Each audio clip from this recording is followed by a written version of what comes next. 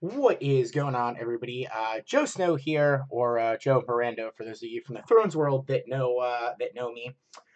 So basically, last night I was approached by our team leader for Thronestoberfest, Jess, and she was making mention that a bunch of people were interested in the various Lannister decks, not Lannister decks. We ran zero of those. Lannister decks that we were playing for Thronestoberfest. Sorry guys, I'm still having my coffee. Got to get this done early. So I thought that, yeah, A, I don't care if people have our list because whatever. And B, if we were going to give out the list, I felt like we might as well give out a list with an explanation and reasons why and stuff. I do think that this list is pretty damn good. It led me to be King of Swiss. 6-1, I had the best record in the event with the best breakers, highest levels of competition, etc., etc. And this exact list changed by one card, that being a Sir Gregor, a pet card of my buddy Keith, into he had that instead of the third Eddard Stark. And that also brought him into day two contention. So both copies of the deck made day two, one of them being me as the King of Swiss. Now, quick note about the deck. This actually is not an original Joe design. This is a Keith design. Basically, the night before the tournament, he was pretty settled on playing some sort of Banner Stark. He'd been putting a decent amount of work on it for a while. And yeah, I basically panicked off of Lanni Dragon because I didn't think it had what it takes to win. Didn't think it opened strong enough, didn't think it closed strong enough. And I basically panicked off the deck at the last second, and I took a Keith design deck and made a whole bunch of tweaks and tunes and changes, a couple of things in the plots that I think I helped to improve, and yeah, some messing around of character numbers, economy, things like that. That being said, the general design of the deck does go credit to Keith, so nicely done, my dude. And let's talk about exactly what this deck does at its core. This is a very old style of deck. It is very much a show up and punch your opponent in the face type of deck. You're just going to hit them in the face, and when they try and get up, you keep on hitting them. If you can tell, including plots with the double marched and the noble here, there is 51 cards out of the 67 that we're playing that are from my World Championship deck of 2016. That's because nothing at all, zero, zilch, nada, has been printed for Lannister in ages. They just don't print good Lannister cards anymore. I don't know why. Maybe it's a vendetta against me. I do not know what it is, but they certainly don't fucking do it. It's just not on the table. In fact, Goldmine is the best Lannister card printed since the Hound. Straight up since the Hound. Yeah, Goldmine is great though.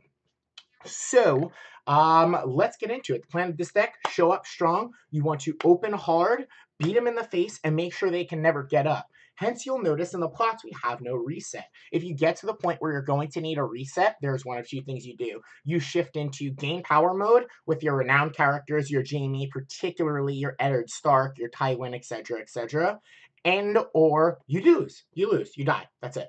If the board ever gets wildly out of control, you just lose the game. There's nothing you can do about it. You never want to reset the board yourself because Lannisters have not been blessed with any amount of resources.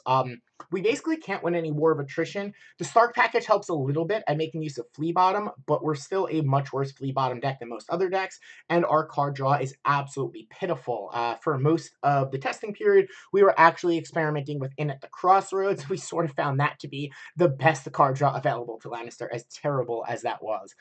Um, so, based on the fact that we can no longer win protracted wars of attrition, other people in general have more powerful cards than us, and we cannot keep up in resource battles because our economy and most importantly our card draw isn't nearly on the level of basically any of the other houses. I guess maybe sort of Baratheon is closely in the same camp as us. Yeah, we basically have to end the game within 4 or 5 turns. But we want to do that in a way where we're not actually rushing, we're actually board controlling. Because Lannister, sure, the crossing decks are fine, and one of our crossing decks in the hands of Jaren actually did get around further than me in day 2, made top 8. Congrats to Jaren, very nice showing. Those decks aren't what Lannister's not particularly great at that. The main strength of the Lannister cards is taking over the board, and the reason they're so bad now is because the board in general doesn't matter. So we did get to prey on a little bit of a metagame that wasn't ready for us to come out of the gate so fast and just hit them in the face. So what I'd like to do here is just go over some of the specific choices, the whys, the why nots, all of that. Really give you guys an idea of what's going on here. So I think the proper way to start this off would be with the plots. as just like basically every deck, they are the most important parts of it.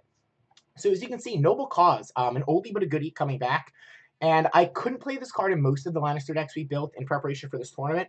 But when you're playing Starks, the addition of Arya and Bran really help out. It means even if you somehow get enabled against the Martell Wars or something like that, you can still usually get some amount of value off of it. Plus the fact that I think our number was above 20, like 20, 21, something like that, lords or ladies. So we just have an absolutely absurd amount of triggers for it. So it's basically never going to be dead, and this was our pretty reliable opening card.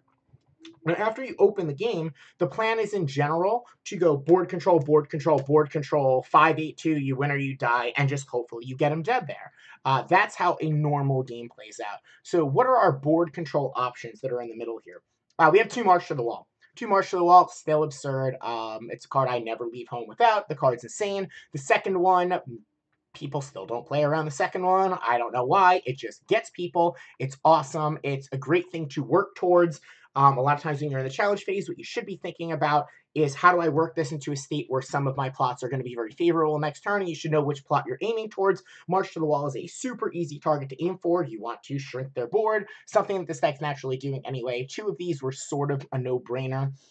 Once we were confident that we could get enough chuds onto the board to prevent those awkward situations against Martell and things. But basically, I'm going to say a lot of things except for Martell because we can't ever beat Martell. And shockingly, both of my losses, or my one loss in the Swiss and my loss on day 2, were to orange cards. They're just unbeatable for this deck.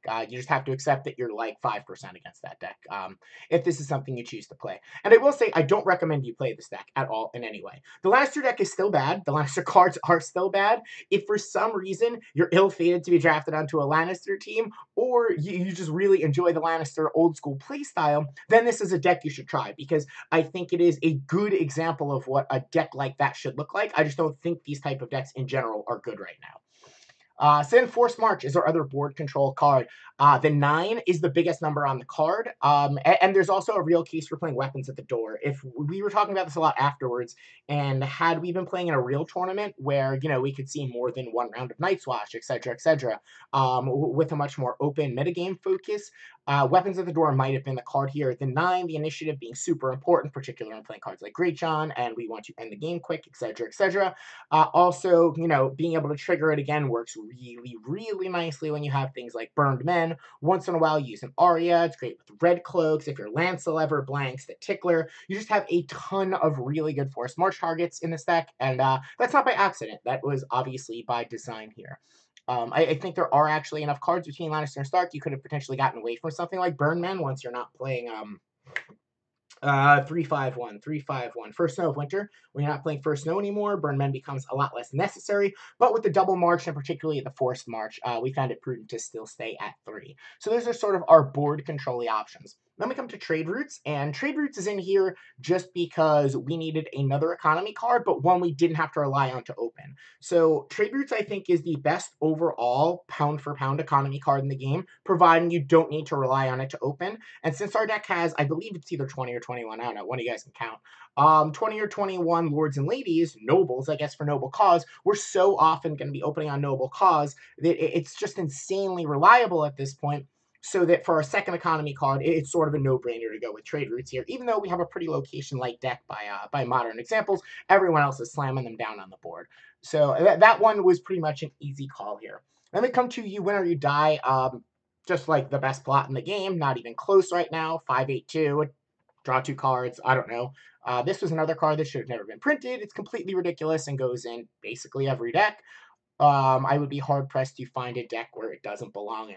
But yeah, the card's insane. When you run out of cards, which happens really fast for Lannister because we're not allowed to have card draw, you just refill your hand, and you use this to get them dead with 2 claim.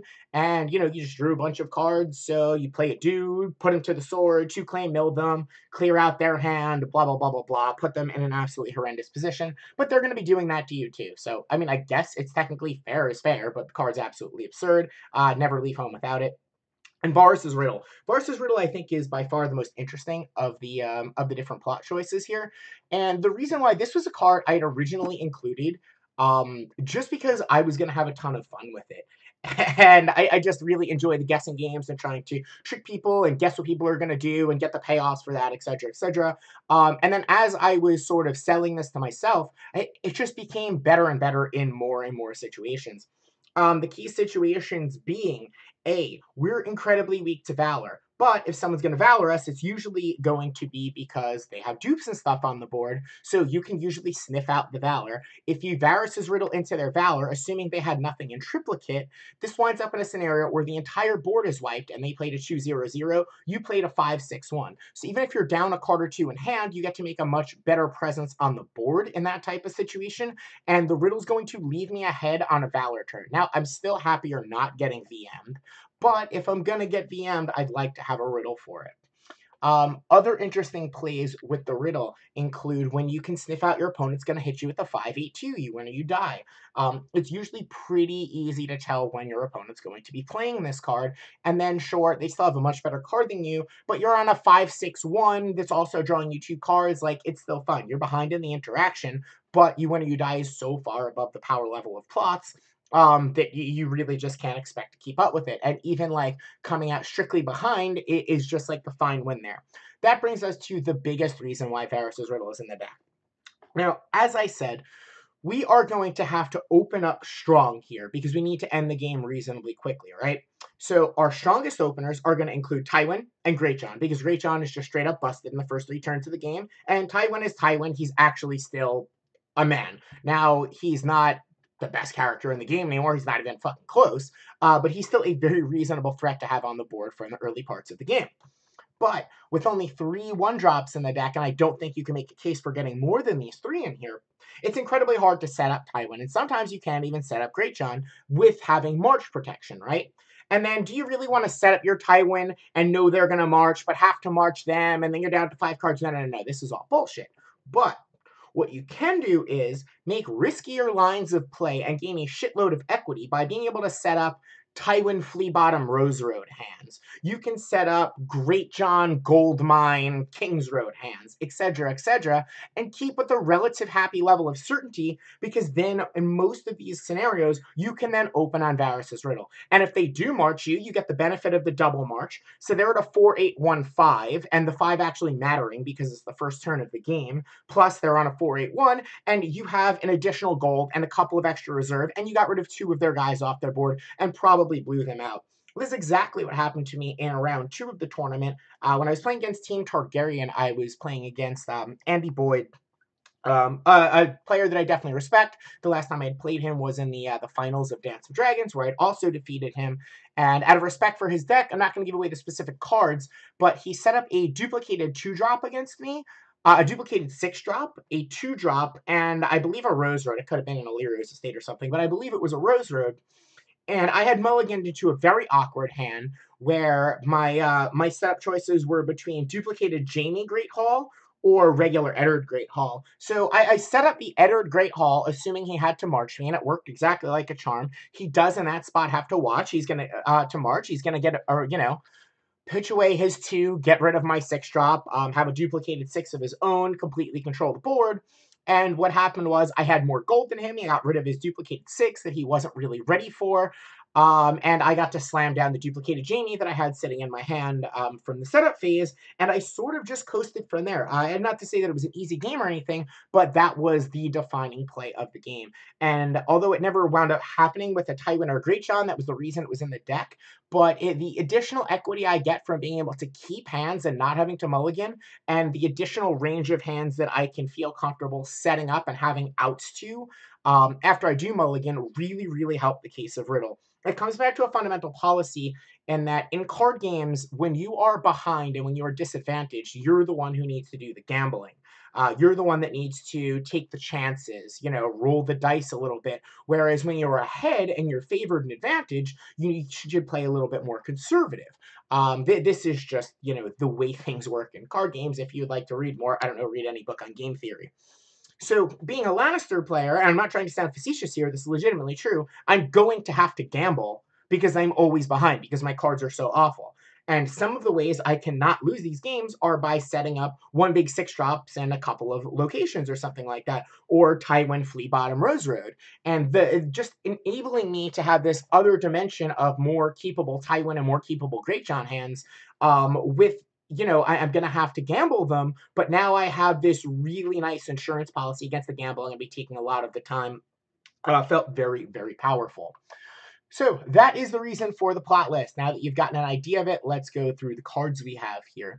The character suite, Arya. She's insane. She helps insulate me versus Valor. She's two bodies on the board to insulate me from military claim swinging back, etc., etc. You know why she's so good. This is a triple put to the sword deck, making her even better. She's completely busted. 3 was absolutely the perfect number. Bran, one of. This was one of the things. Keith originally had 3 in his version. I slowly talked him down to 2, and then I got him down to 1. The Bran, the large majority of the time, was just HU strength power monocon that wasn't doing a whole lot. Your opponent would sometimes play around it, and sometimes it's hard to see, like, they don't want to play their big, powerful event into your Bran, so you don't get a sense of exactly how good it actually is because you're not seeing the results. You're just forcing them to play in a suboptimal way. I'm not saying Bran's a bad card, but this deck really can't afford too much of this type of effect, and especially not having a mill or an intrigue icon when we're running both puts and tiers. I just wanted to minimize on the amount of him. Plus, if you have one with Flea Bottom, that's really all you need to keep it going. So we went down to 1 Bran, and I was very happy with it. 3 Burn Men, as I talked about, this is mostly a concession to Forced March. Now, Tyrion's obviously great, makes me money. It's another dude that I can just throw onto the board. But it's really these 3 marches here. Burn Men plays very, very well with Tyrion into March to the Wall, and plays very, very nicely with Forced March. So Burn Men sort of just did just enough about what I want. Also, the additional 2 military strength coming out of nowhere after my opponent's marshalling phase, if they've already seen a put to the sword and they're potentially trying to play around it, something like that. So Burnman basically just hit enough of the dials to get the job done here. Eddard Stark, this was one of the larger draws for me to playing the deck, and this was the biggest thing that I needed to get included, and one of the largest changes from Keith's original version that he designed. I was very adamant about having 3 Eddard Starks in here because I think it was one of the 2 main draw cards here. Those being Great John and Eddard Stark. Eddard is my closer. When I was playing the Lannister Dragon deck, what would happen a lot is I would get ahead on turn 1, especially if I had a Tywin setup or something like that. And then every single turn the game progressed, I would fall a little bit more behind because my opponent's cards are all better than mine, they all do more than mine, and they all have a shitload of more card draw than me. So every turn the game progressed, I would fall more and more behind, slightly, so that by turn 5, I was basically dead. They had 8 cards in their hand, I had 2. They had 6 guys in their board, I had 4. And I was just behind in every metric of the game. I was behind in tempo and economy and card advantage, all of that. Eddard is a card that says we're going to end the game and we're going to end it now. So he was a very, very large draw for me. And over the course of the day, he performed exactly as I would hope, and I would not play less than 3 Eddards. Even in the version that Keith was running, I would talk to him. He's a big fan of the Mountain. Like I said, only 1 card difference there. He ran 1 less Eddard, 1 more Mountain. If he was going to keep the Mountain in, I would cut another Jaime or something like that. I think the 3rd Eddard is that powerful.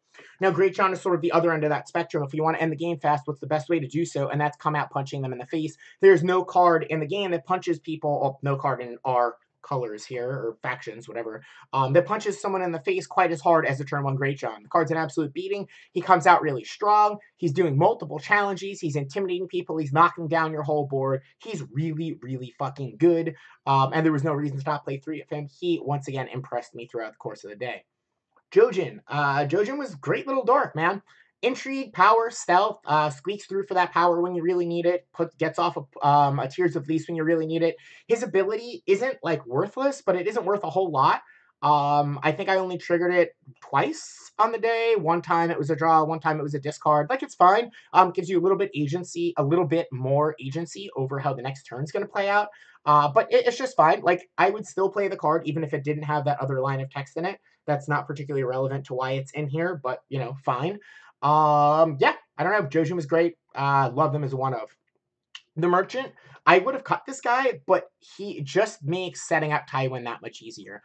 He's legitimately in here strictly for setup purposes. I have a ton of 6s and 1s, and I have the 7 with the 1s, and he's basically just really in here for exactly that. And I guess a little bit of insurance against like the Khal Drogos and the Winters are coming of the world, where they really try and out-military the crap out of you on the first couple of turns of the game. Lanni's Port Merchant was fine. I could see going down to 2 if you really need to make room for a pet card. I would go no lower than that, and I do prefer to 3. Red Cloaks. This card was awesome for me. It's a 2-drop. It helps with Put to the Sword in, helps with Tears of Lease. Sort of does everything I want. It's not spectacular. It's not like the friggin' Martell 2-drop that I can play out of my discard pile for absolutely no reason because we get red cards, not orange ones. But the card's totally fine, and I was pretty happy with it. This is a card that's definitely negotiable, but I wanted to go up to 3 because, as you can see over here, now dupes don't count in here, but you do need a lot of particular icons in this deck, and this is a deck that really needs icon balance. You get a lot of power icons from the Stark, so you really need to keep up your number of intrigue icons in order to enable the Tears of Lease. Jaime at 2 of.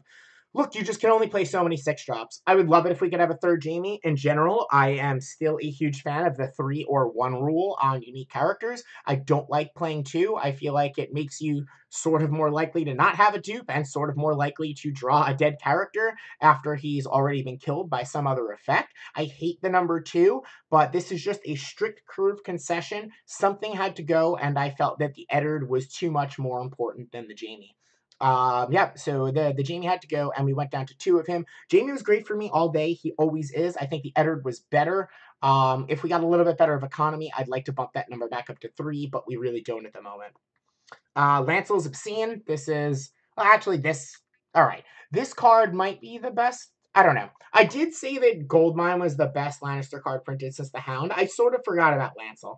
Lancel's also really, really good. If you ever get him at 4 strength, he's just completely absurd. And then there's the cases of games where you have him at 7, 8, 9, 10, 11, 12 strength. When he's just copying your Tywin, it's really unfair. And he just has the highest ceiling of any 2-drop.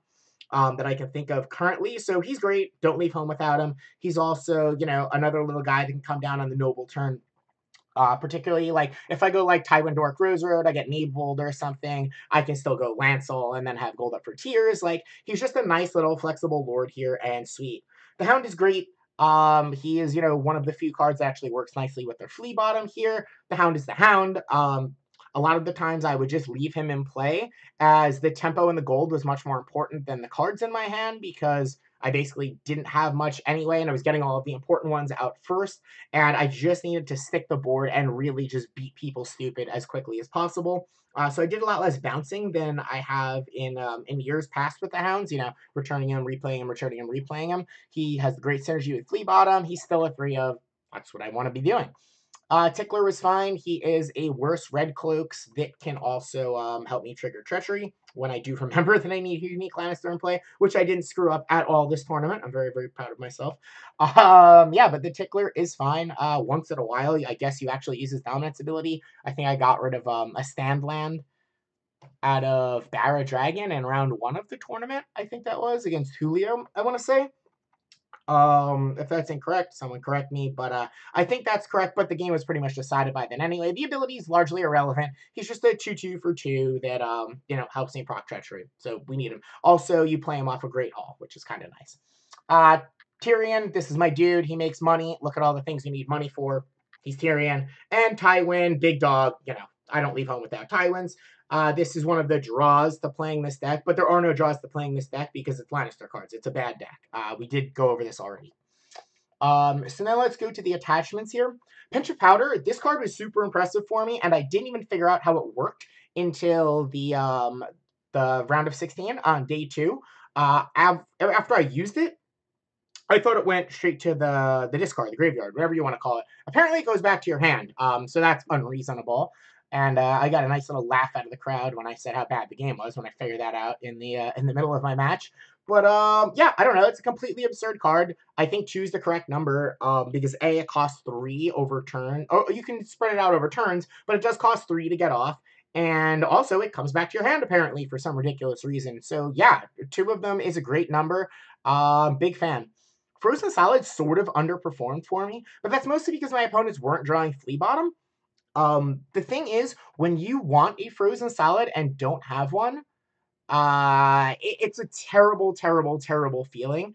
It's a card I would much rather have and not need than need and not have. So I think three is still the right number. Although this is very negotiable, and I could hear very reasonable cases for why it would be less than three. Also, the ability of Gold Mine really helps out with cards like Frozen Solid. So I'd be open to whatever you wanted to do at this slot, but I do think you want some number of the card. And if I was to run this back tomorrow, I'd probably still play three. Ward's insane. This card is like put to the sword for anything four or less that also makes me a dude, but forces me to play March to the Wall next turn, is like kind of how it plays out.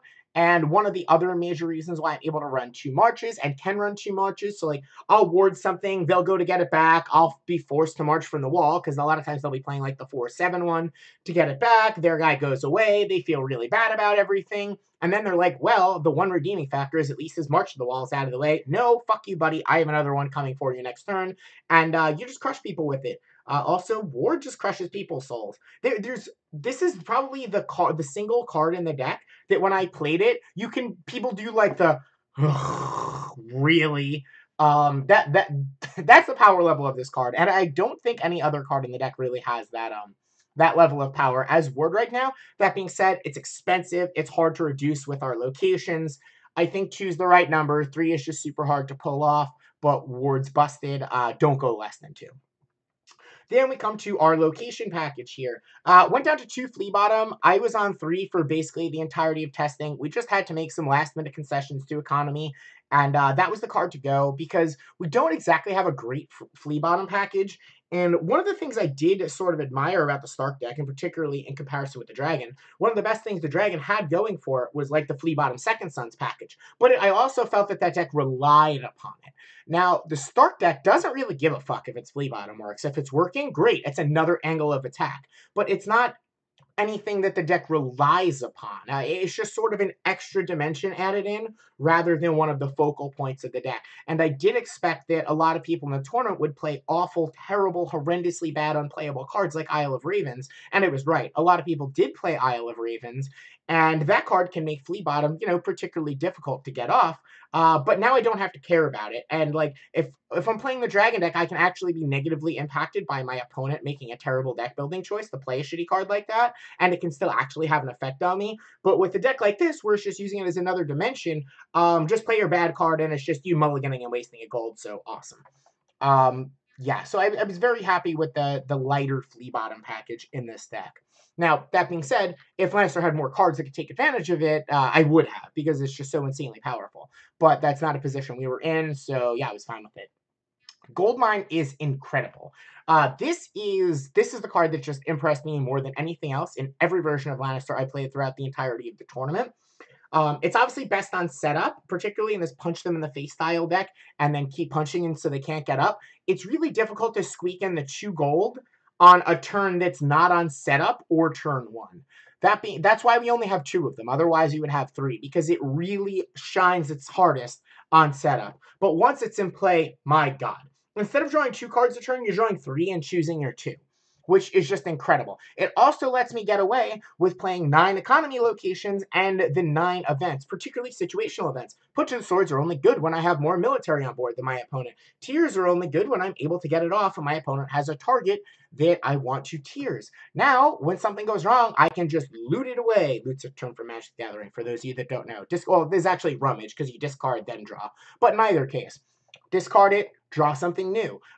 This is also really good with duplicate copies of Pinch of Powder because you don't need multiples. This is great with Frozen Solid because sometimes you just don't need to control their lands. This is incredible when you have copies of dead characters in your hand. This ability is just really, really spot on good. And yeah, I've been referring to it as the best card printed since the Hound for Lannister. I wish we got other good cards, but Goldmine is great. Do not sleep on its ability. It is very, very powerful. And learning when to use Goldmine during the marshal phase to try and optimize your marshaling more and get the most information about your hand before making decisions versus when to use it in the challenge phase, getting more information about your opponent's setup and maybe some of the challenge your opponents do before you decide which cards you want to throw away. That's just the skill that will come with time. It's not the type of thing you're going to get right on the first try. It's something that's going to come with a lot of time, and you just need levels of information, what you're playing around, what you expect your opponent to have, what they could potentially have, what you're weak to, what you're strong against, etc., etc. So when you use it's actually fairly challenging, but the card is very, very good. Two of great hauls here. This card's fine. We didn't want to go to three because we do have stuff like Burned Men. You know, we have the Hound that sometimes you want to ambush, sometimes you don't. We still have some Red Cloaks. Basically, none of the economy besides the Rose Road here was strictly good enough for the three of. The Rose Road just being the best of all. 0 for setup, makes me a straight up gold that I can use in either phase. But Great Hall was a solid 2 of, really like the numbers of it. Just did its job. As you can see, we have a ton of 6s and the 1/7 drop that it really, really helps out on. And if not, we just have a ton of uniques where it'll just function as like a really bad Rose Road the large majority of the time. The King's Roads is a card you don't see a lot anymore, but as I've said, over the duration of this video, is basically that this deck needs to come out of the gate strong and then never give up control of the board. And one of the ways to help explode onto the board is by trading a card, even though we have no way to recoup it because we suck at drawing cards. We're willing to trade a card for 2 extra gold early in the game. Why? Because we need to. Because we need to cement that board presence early and never, ever give it up. You just hold on to it for dear life. And the King's Road is good at helping you do exactly that. Now, that being said, no way to recoup the card advantage. A lot worse in multiples, particularly in multiples when you have an eco-heavy hand already. Didn't want to run more than 2 of it. So I was actually very, very happy, and this took forever, but I think we came to the exact proper amount of eco. I wouldn't change a single thing about the economy for this version of the deck. Then we come to our 9 event package. 3 treacheries. I don't know. You want to cancel stuff? Everyone's cards are better than yours. You get to stop 3 of them if you draw them. So I don't know. I wish we could play 12 treacheries. Unfortunately, we get 3, so we play those. Put to the Sword was the best card for me in the deck all weekend long. Heavy emphasis on initiative, going first, being able to kill their threat. Hizdar was one of my favorite men to lop his damn head off, make it roll. Very rarely did people see it coming. When they did see it coming, there was a ton of times they couldn't do anything about it because I just have so much military presence, and the additional stealth with Arya is just really, really nice. Plus, I played against a decent number of crossing decks that are then looking to hold some amount of men back to make 3 challenges against me. Put to the Sword just played amazingly into all of these situations, was the single best swing card in my deck, and was probably single-handedly responsible for the most wins over the course of the weekend. I think this is better than Tears of Lease in the current environment, but you have to make it better. You really need to put a huge emphasis on initiative. 9, 8, 8, 6, 8. Huge emphasis on initiative and tons of military icons. Big, fat ones. If you can meet these 2 requirements, Put to the Sword is busted. Tears of Leaf was still great for me all weekend. Was it as good as it was when people were just playing 6-drop Randall and I got to kill him all day? No, it wasn't. But it was still 1 gold to kill something all of the time. Great against Greyjoys. I think I killed a Balon with it. I'm pretty sure I killed a I definitely killed a Drogo with it. You just kill these huge characters, and it feels like this incredible blowout. And sometimes you just kill a 2-drop or a 3-drop Theon. I think I also killed with it. Just killing these little 2s and 3s, you're just still making these positive gold exchanges, which is really what you need to do, because as much as Thrones isn't about tempo anymore, which is why this deck is bad, this deck is about tempo. So you just need to come out, establish your board. Your opponent's going to try and defend the board and hold on for dear life, because they hold on for like 4 to 5 turns. It's like a turn 4.5 deck. If they hold on to 4 to 5 turns, they're incredibly likely to win. And anything you can do in that time frame to exchange cards on a positive gold axis is going to put you really far ahead, and Tears is still damn good at doing that. Now, it is a little bit weaker Banner Stark, because we do have a shitload of power icons, but that's something Goldmine helps with. In my first game against the Baratheon player, Julio, he was playing Barrow Banner Dragon, I had to loot away 2 Tears because I had like a single intrigue icon on board the whole game, and I was staring at, an Aegon and a Missandei and several other just like small to medium intrigue, the little R'hllor chick that comes out of shadows, like just a bunch of annoying little intrigue icons. So that is the why and the how of everything that's in the deck. The only other thing I'd like to talk about, I suppose, is the mulligans. And as I've harped on 100 times, I'm sure you guys know what I'm going to say by now. You need to come out strong and hit him in the face. What does that mean? You need to mulligan aggressively. You cannot keep a hand that's like 2-drop, 2-drop, Gold Mine, King's Road. You can't keep that hand. It doesn't do anything. It doesn't play towards your win condition. Even if you're setting up 4 cards and it's not bad and you get to draw this and it's very medium, fuck that. You can't do medium. You can't do mediocre. You can't do, I don't have a plan, but this looks good on paper and it sets up 4 cards and I'm scared of mulliganing and blah, blah, fucking blah. You can't do that. You need to actively mulligan for a strong setup. And when you get it, you will do well. And when you don't, you're probably fucked. But you're playing Lannister, so you were pretty fucked before the game started anyway. This is very much a gambler's deck. You need to know what to gamble on, know when to gamble on it, and the best thing I could say with this deck is mulligan aggressively. Look for Greatjon, look for Tywin, look for Jaime. To a lesser extent, look for Ed, but look for a strong military presence that you can take a grip on the board. Duplicates are also super important. Over the course of the entire weekend, there was 0 times where I used Goldmine to loot away a duplicate of a character. Any insulation from board wipes you can get is priceless in this deck. Absolutely priceless. So that's another thing I would pay attention to in my mulligan phase. That being said, yeah, that's pretty much the deck. If you guys have any questions, I don't know, shoot me a message on Facebook or whatever, and I'll probably get back to you at some point. I'm not always the fastest at getting back to stuff, but yeah, I'll probably get back to it. So, or you can like leave a comment. I think I'll put this on my YouTube. Why the hell not? Yeah, so I don't know. Check it out, guys, and I hope you enjoy the deck. Have a good one.